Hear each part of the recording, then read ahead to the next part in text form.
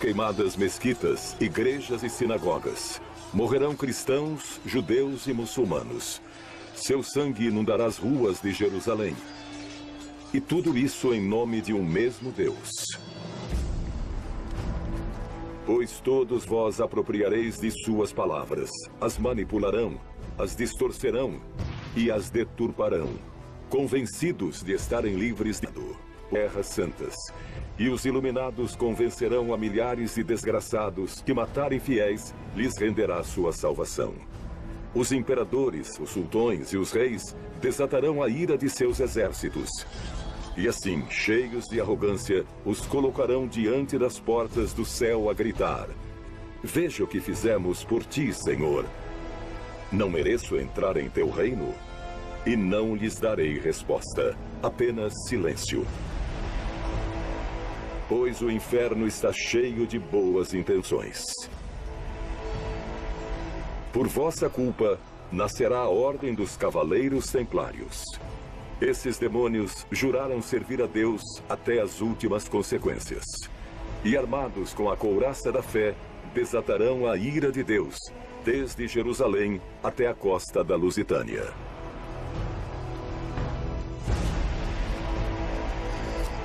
Maio de 1136. A terra da Palestina e a Península Ibérica tornaram-se um eterno campo de batalhas.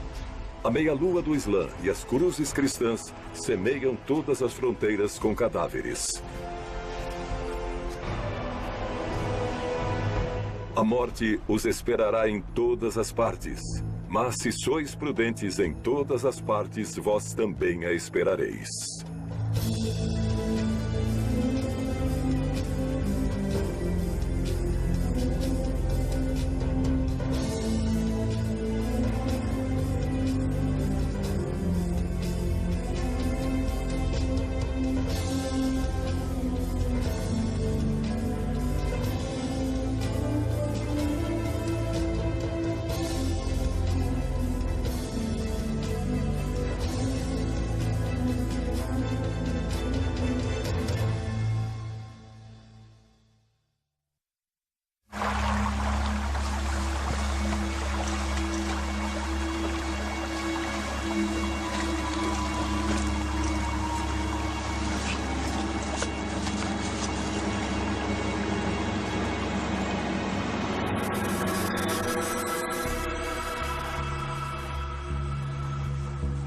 Sei que não esqueceu os teus juramentos, Artal. Assim fazes fugindo. A ordem direta de um superior poderia fazer que um dos melhores cavaleiros que já serviu na Ordem do Templo se encontre nessa vergonhosa situação. Então, diga-me, pequeno Artal, que ordem é essa que com tanto empenho se dedica a cumprir? O que escondes nesse fardo andrajoso? Que segredo é tão valioso a ponto de entregar tua vida antes que caia em mãos do inimigo?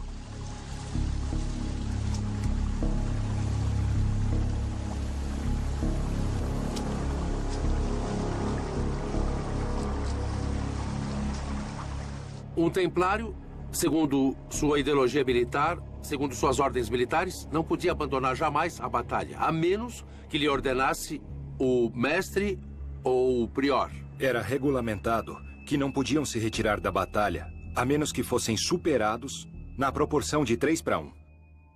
Imagine em uma batalha ver-se superado nessa proporção. Seria difícil escapar disso.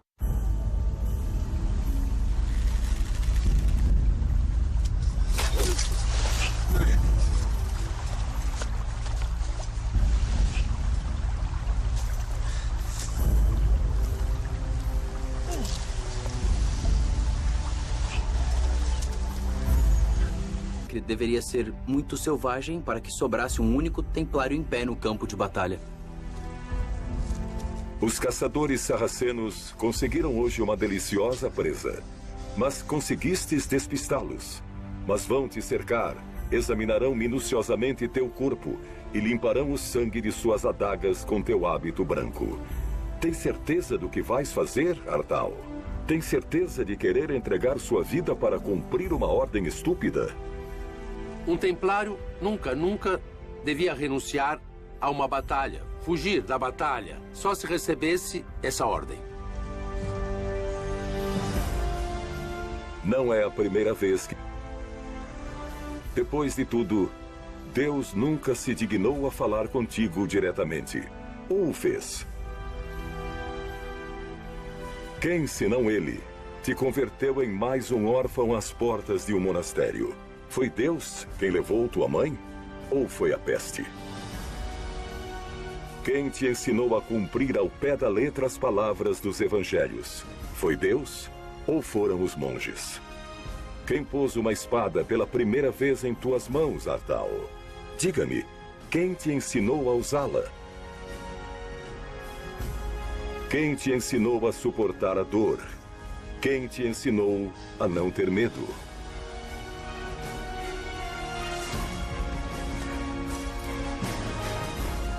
Os templários sangravam. Os templários, além do medo, tinham dúvidas, tinham conflitos pessoais.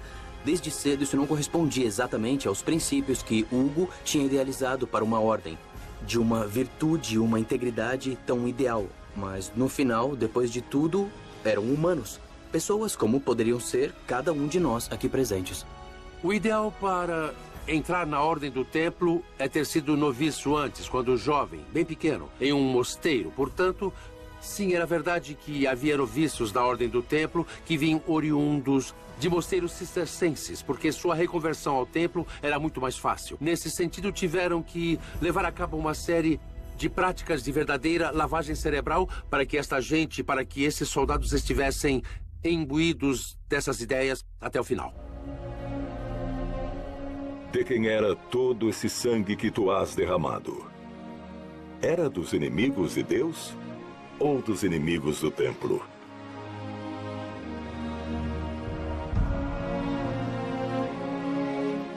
No dia em que fizestes teus votos como cavaleiro, juraste servir como o mais pobre e humilde dos mortais. Renunciastes a todo bem material, a conhecer mulher e a ter descendência. A quem entregou tua vida, Artal? A quem a entregou?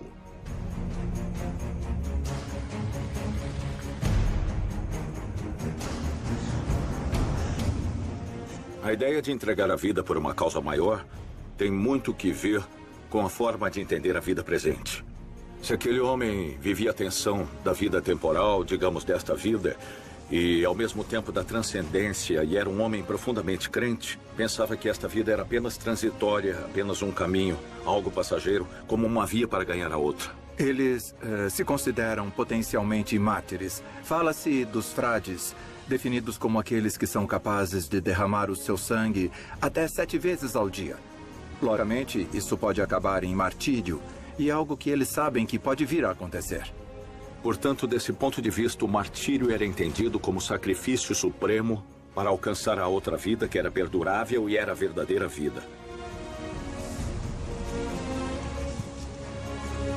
Pare de correr, Artal. Logo tudo terá passado. Procure um belo lugar para morrer e encomenda-te a Deus. Pois ele sempre te teve em alta estima e aguarda paciente a tua chegada ao reino dos céus.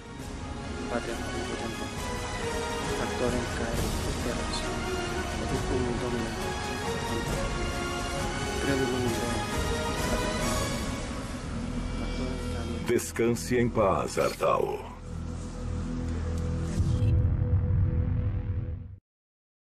Que estariam absolutamente convencidos. Para começar, acho que há que se estabelecer uma diferença. São os homens que querem morrer nos campos de batalha. As mulheres são deixadas cuidando da casa e dos filhos, sabe? São esses os papéis da natureza. E que se conste que não é por nada. Eu não sou machista nem feminista. Eu limito-me a ter bom senso e ponto. Mas a verdade é que os que querem a guerra são vocês, os homens. São os homens que fazem a guerra, os que têm ambição desmedida, sem culpá-los, porque não há culpados, certo? Somos biologia e história, não há muito mais. Mas a mulher não quer morrer no campo de batalha de forma alguma. Eu, pelo menos, tenho certeza absoluta disso.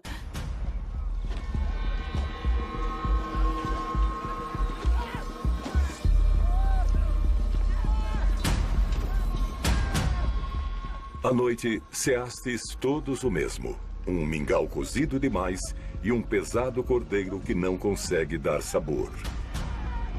Se algum de vocês vão se lembrar desta ceia como a mais saborosa de toda a sua vida. Deixa-o aí. Não estão em condições de amparar mais feridos. Já restam só 20 homens em pé. E no final do dia, serão muito menos.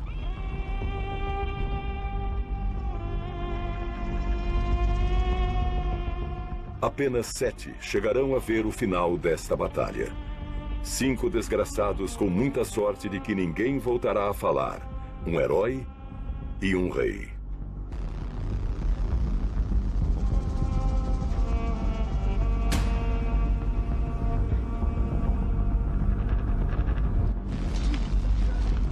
(19)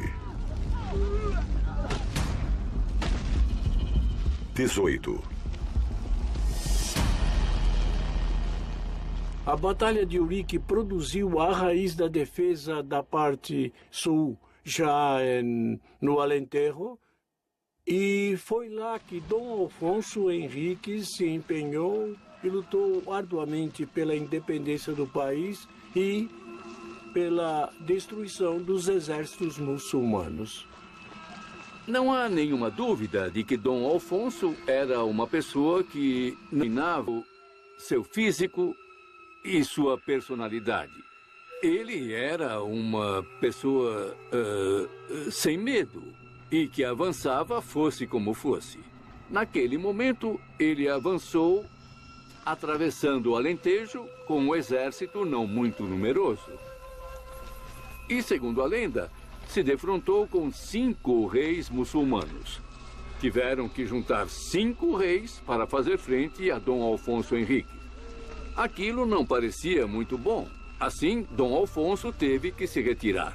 A importância militar da batalha devia-se ao fato de Dom Afonso, que estava a essa altura praticamente na linha do rio Môndego, Coimbra, avançar por um território inimigo até o Alentejo.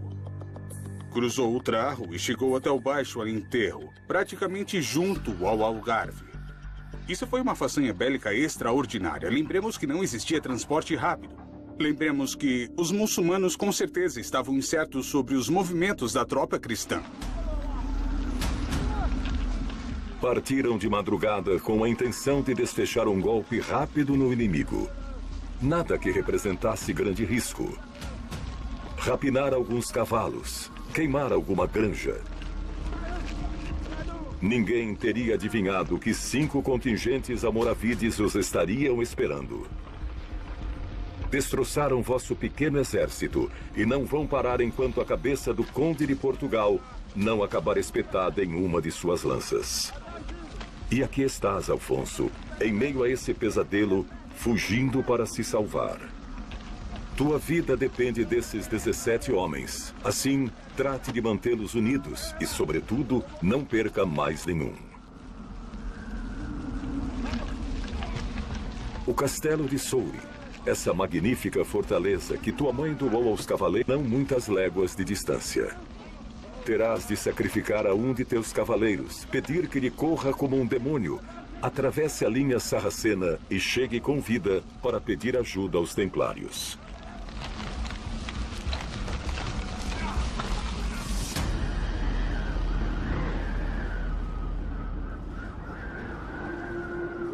Quando teus irmãos encontrarem teu corpo, a dor já terá passado. Serás enterrado em um lugar sem nome, que nunca ninguém vai encontrar. E na morte serás aquilo que fostes em vida. Mais um templário. Nada poderás levar, pois do pó vieste, Artal, e em pó te converterás. Um templário devia tudo o que era à própria ordem. Fora isso, não era nada. Nada. O templário era apenas depositário de objetos, nunca proprietário. Nada lhe pertencia, nem sequer a própria correspondência que lhe poderiam enviar lhe pertenceria. As espadas pertenciam à ordem, exatamente como suas cotas, seus sobretudos, túnicas e mantos.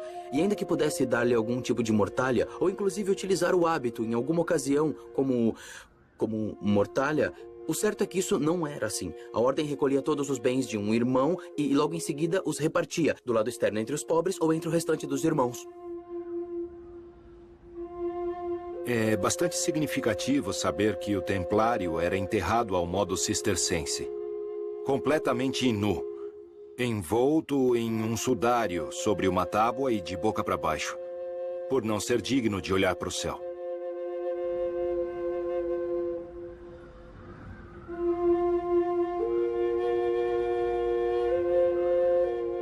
Quando um soldado, um monge, morria no campo de batalha, lutando por Deus, ele era perdoado por todos os seus pecados.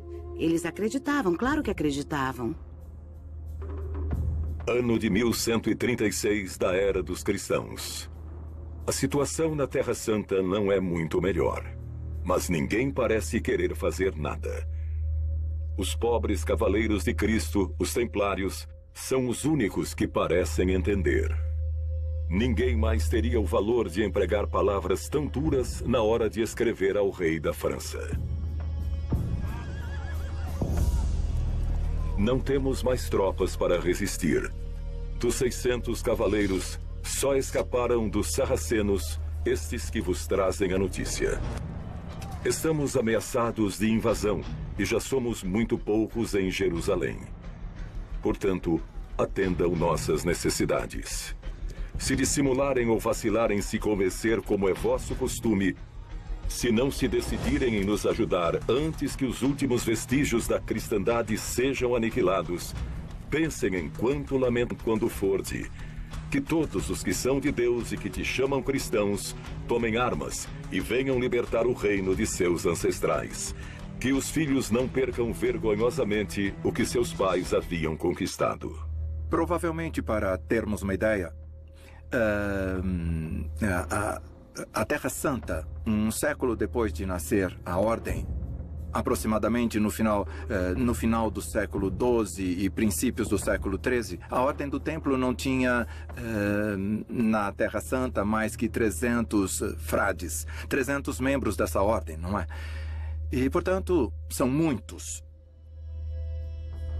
Após a morte de Hugo de Pains, vos reunireis em segredo para nomear um sucessor. O eleito serás tu, Robert de Craon, um homem capaz de abandonar sua prometida e todas as suas posses no mesmo dia em que ouviu falar dos templários pela primeira vez. Serás designado grão-mestre da Ordem, tanto por teu valor militar como por tua piedade. E durante teu mandato, obterás grandes benefícios para a Ordem. O templo disporá de seus próprios capelães e não será obrigado a pagar dízimos à igreja nunca mais. Certamente, a Ordem do Templo não corresponde a, digamos, nenhum rei. Certamente depende sempre do Papa. E o Papa, em determinadas tendências ou correntes, não deixa de ser um poder, mas da Europa medieval. Efetivamente, é um poder que se encontra acima de determinados reis e reinos. Mas sentirás saudades de Hugo. Todos os templários sentirão, os que os conheceram e os que não. Em 1140, lançareis 40 naves contra a costa lusitana, com a intenção de conquistar Lisboa para os muçulmanos.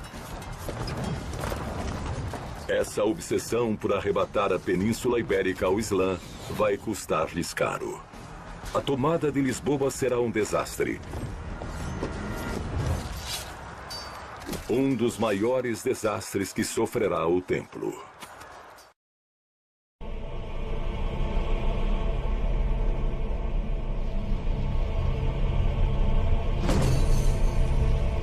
Dizem que antes de uma batalha, o medo provoca um desagradável cheiro de vômito. Mas essa sensação desaparece logo que matas o primeiro de teus inimigos. Ou ele mata você.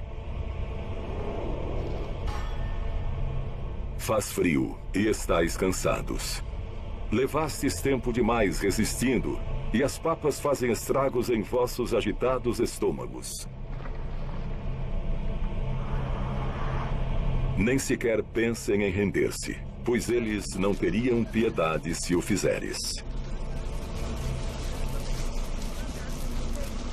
Segundo reza a lenda, o exército muçulmano era muito numeroso.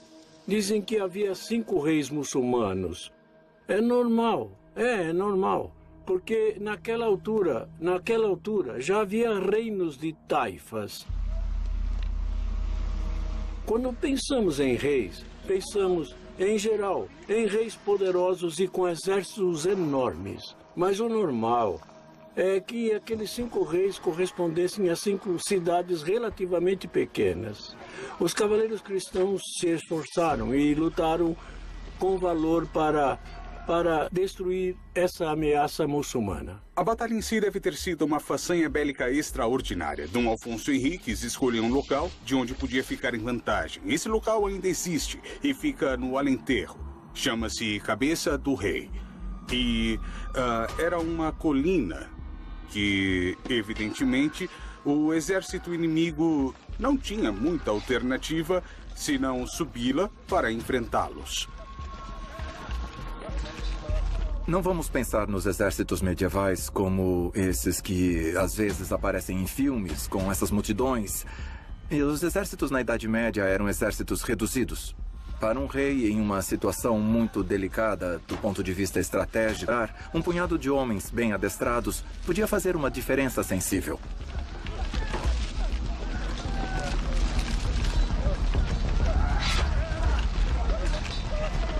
Não se descuide da retaguarda, Afonso. Por mais que queira se apressar, não vai chegar muito longe sozinho. Este monte está infestado de sarracenos. 5 exércitos tentam vos caçar. E Camens fica afastado mais de 2 palmos, se converte em pasto de massas e espadas almoravides.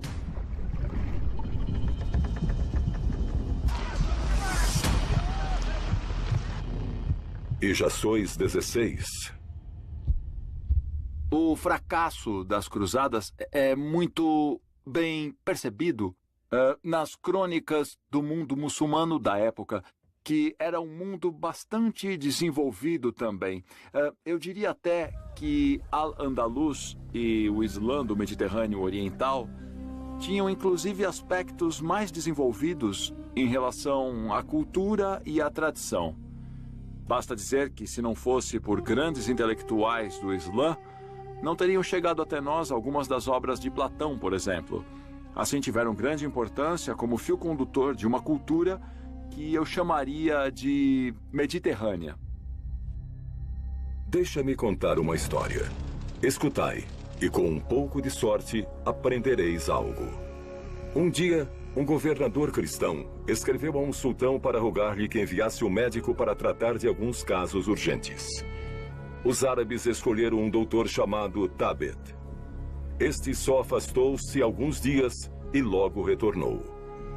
Todos queriam saber como ele havia conseguido curar todos os enfermos tão rapidamente e o encheram de perguntas. Tabet relatou: trouxeram ante mim um cavaleiro que tinha um abscesso na perna e uma mulher que sofria de esgotamento.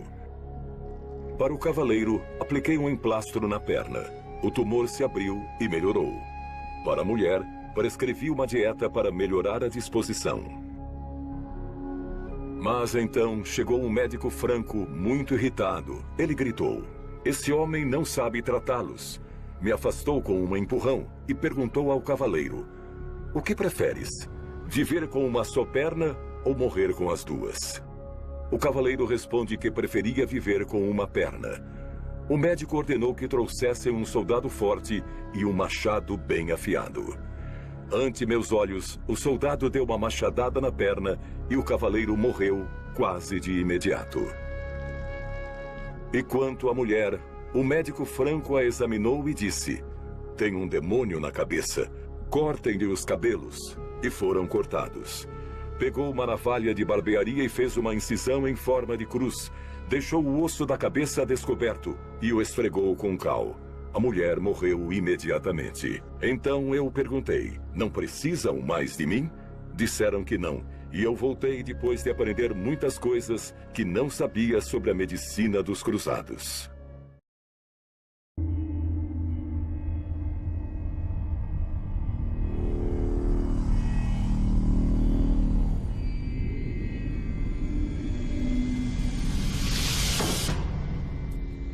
Conheces à perfeição cada um de teus homens.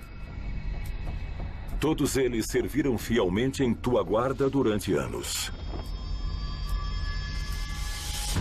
Conheces suas esposas, seus filhos legítimos e muitos de seus deslizes. Tens razão, Alfonso. Deverias pagar-lhes melhor. O que encabeça tua esfarrapada comitiva é Gualdim Paz, vassalo de tua família desde os 7 anos de idade. Ele trazia seu almoço e você o atirava. Gualdim Paz foi...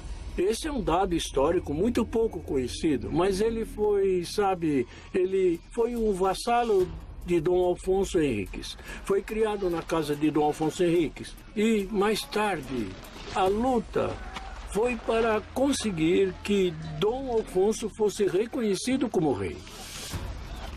Olhe para ele. Qualquer um diria que foi o arcanjo Gabriel que o teria ensinado a usar a espada. Promete-me, Alfonso, que se Deus, nosso Senhor, realizar um milagre que saias vivo deste inferno, a primeira coisa que farás será nomeá-lo cavaleiro. Prometa-me.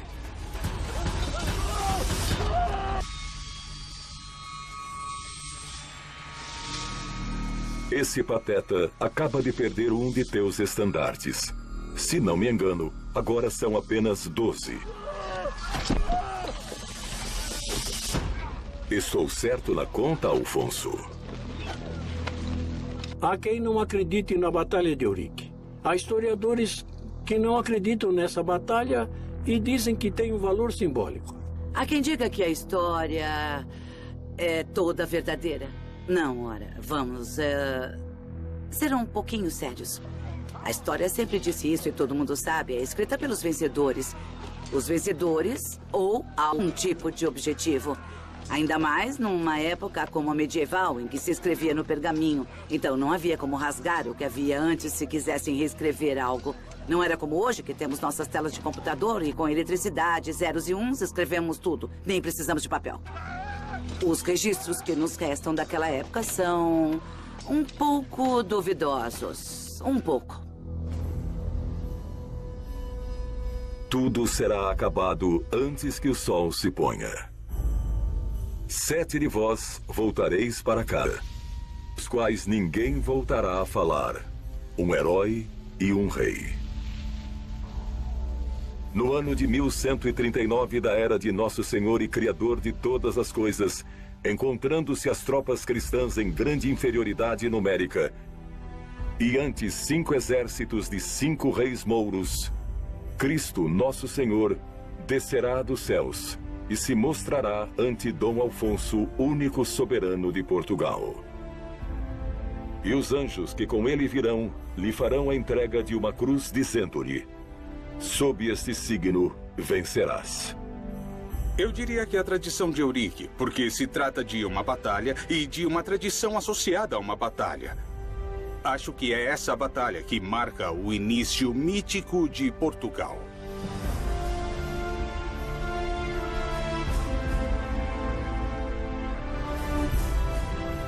Segundo reza o juramento de Eurique, porque Dom Alfonso firmou um documento que acreditava que tais feitos haviam ocorrido.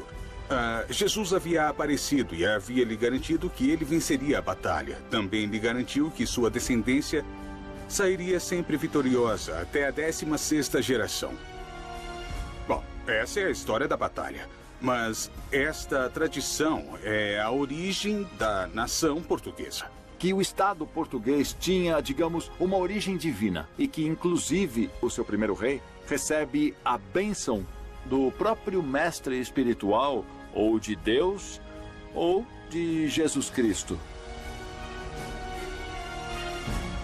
E tem outra característica muito interessante. Quando se diz que Portugal é um país muito católico, que não se enganem os ingênuos, porque a Batalha de Eurique e a tradição de Eurique é a demonstração de que não somos um país católico. Somos um país cristão, mas não católico. Porque Dom Alfonso recebe a aprovação como rei diretamente de Jesus, não do Papa.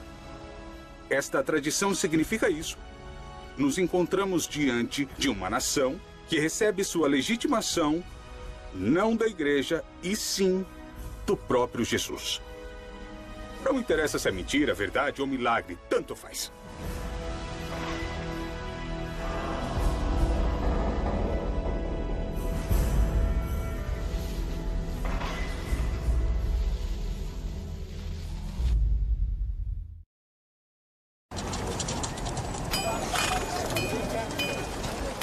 Uma pergunta que também chama muito a atenção é a disciplina dos templários. Como se conseguia? Porque aos templários se impunham castigos. Realmente podiam sofrer nas mãos da ordem muitas penalidades.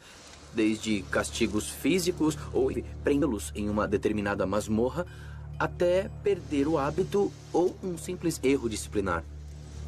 Existem muitos tipos de delitos pelos quais um templário poderia ser castigado, desde perder um objeto que pertencesse à ordem, até roubar e, inclusive, praticar sodomia ou relações sexuais com uma mulher.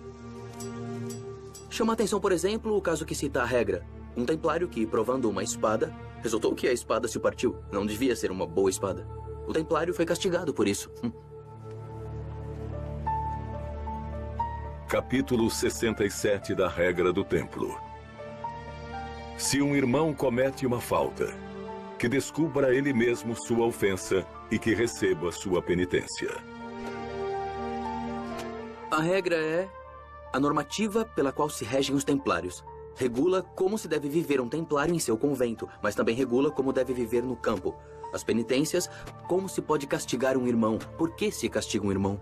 Tudo isso, que desde o princípio foi dito que estava expressamente proibido, podia te levar a castigos maiores e ficar preso por muito tempo, açoites e, acima de tudo e sobretudo, a expulsão da ordem. E, evidentemente, a sua inimizade perpétua. Denota-se aí que já teria sido um membro que professou e que fracassou. Sem a regra, não haveria tanta disciplina, e a disciplina é uma das principais características que definem os cavaleiros templários. Você entrava sabendo perfeitamente o que enfrentava. Você pertence a uma ordem reconhecida, representa um hábito, é um templário. Fracassou e vê-se sem a posse do hábito. E arrastado à lama. Já não tem retorno. A pena de morte não estava contemplada na punição. Mas claro que, diante de um castigo excessivamente severo, a resistência do corpo é que determina. É uma situação dura. E, evidentemente, ninguém a queria.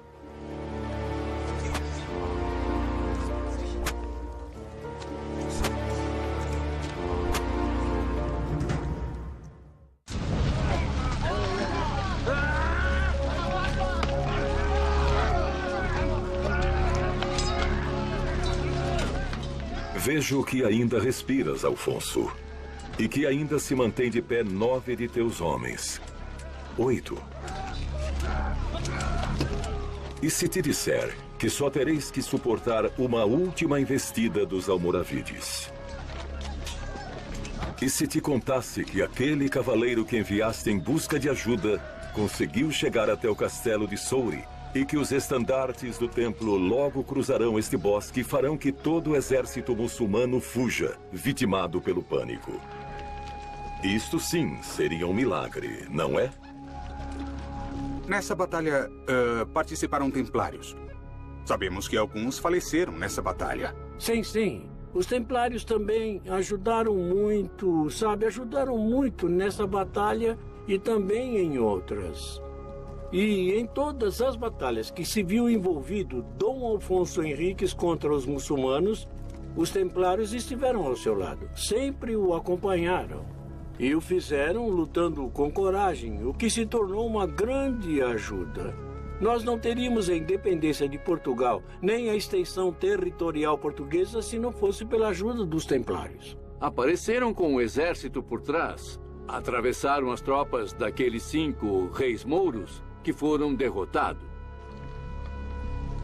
Foi uma vitória estrondosa, sobretudo porque os poucos cavaleiros portugueses, um exército minúsculo português, derrotou por completo os muçulmanos. Dom Afonso conseguiu, em uma rápida investida, invadir a região e então vencer a batalha. A vitória produziu muitos ecos e deve ter causado algum receio que Alfonso Henriques ganhara uma preponderância que não era aconselhável.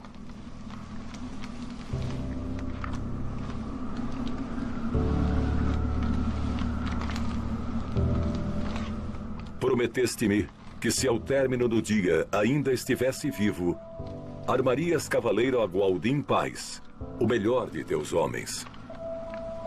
Assim, cumpra tua promessa.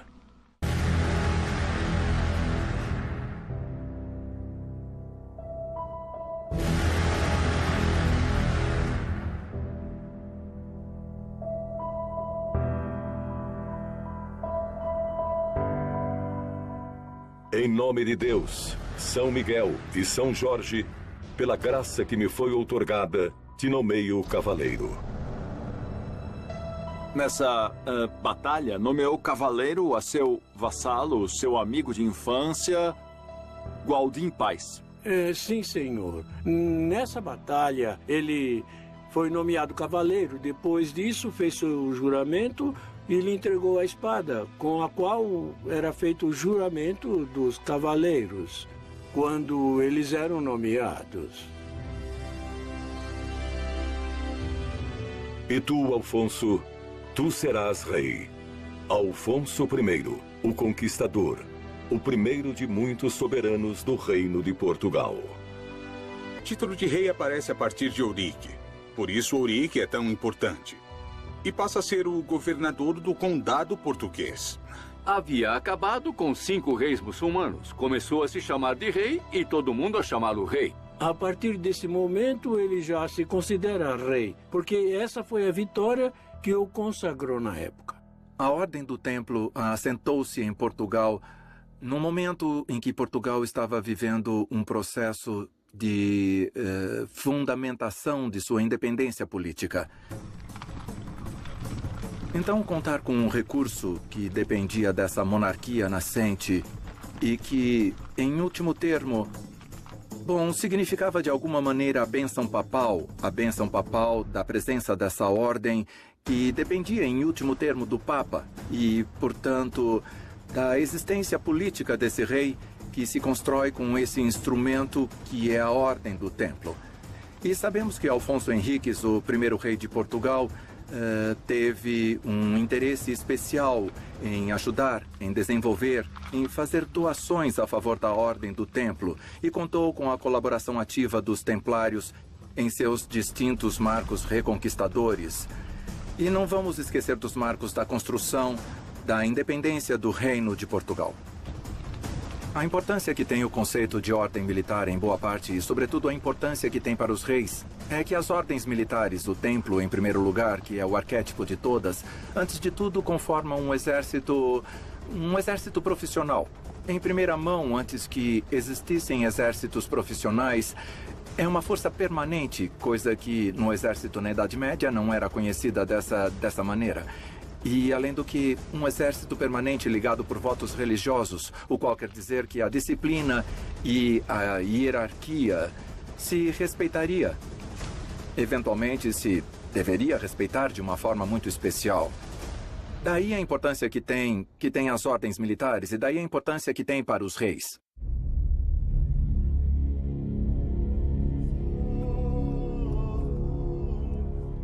Essa coroa logo adornará a tua cabeça. Sois Alfonso I, a quem chamarão de o Conquistador, o grande, o fundador do Reino de Portugal.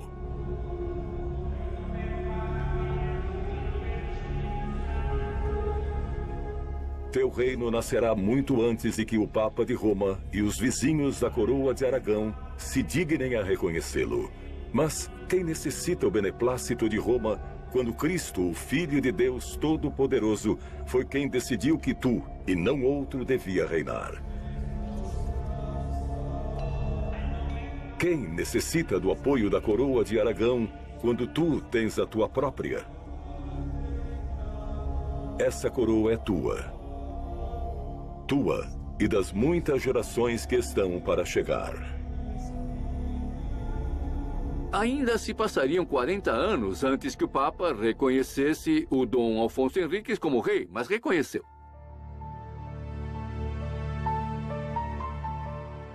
A Batalha de Ourique já foi há semanas. E ainda raspa com as unhas os restos de sangue seco que mancham teu corpo. Nunca havias visto tanta morte, não é? Sinto dizer-te, Gualdin, mas os pecados não se lavam apenas com água, nem sequer os de um herói.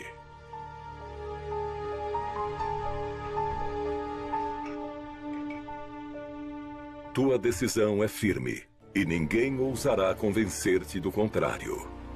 Hoje partirás para a Terra Santa para te entregares a serviço da Ordem do Templo. Lá passarás 5 anos combatendo por Cristo Nosso Senhor e purgando teus pecados com muitas mortes mais.